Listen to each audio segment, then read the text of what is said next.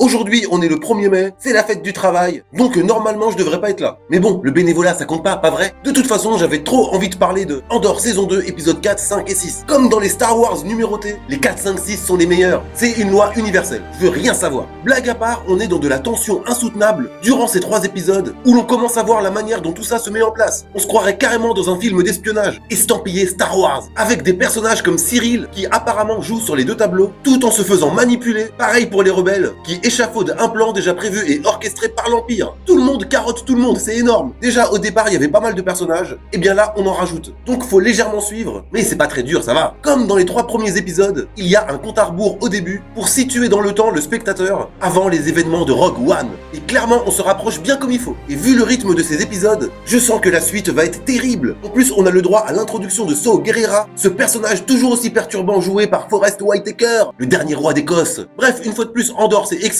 Ces épisodes sont passés bien trop vite. Faut encore attendre mercredi prochain. Bon, heureusement, ils arrivent 3 par 3, donc ça va. Allez, comme je le disais, c'est le 1er mai. Aujourd'hui, normalement, t'as rien à faire, donc tu peux t'abonner.